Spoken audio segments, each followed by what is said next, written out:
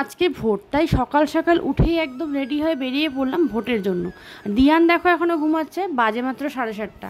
ভাবলাম ভোট যখন দিতেই হবে তাহলে সকাল সকালে গিয়ে দিয়ে আসবো, তাহলে ভিড়টাও থাকবে না আর ওই রোদের মধ্যে লাইনেও দাঁড়াতে হবে না। তাই আমি আর তোমাদের দাদা দিয়ানকে ঘুম পাড়িয়েই চলে গেলাম সকালবেলা ভোট দিতে।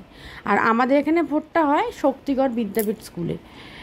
তো এখানে অনেক জায়গার ভোটই হয়, কিন্তু ওই পার্ট নাম্বারগুলো আলাদা আলাদা পার্ট আছে, আলাদা আলাদা রুমে হয়, তার জন্য কিন্তু ভিড়টা তেমন হয়নি।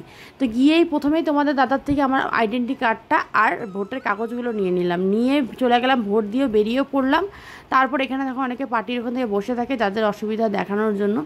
তারপর সোজা বেরিয়ে পড়লাম, মানে গেলাম আর বেরোলাম, মানে 5 মিনিটের লাগেনি আমাদের ভোটটা দিতে।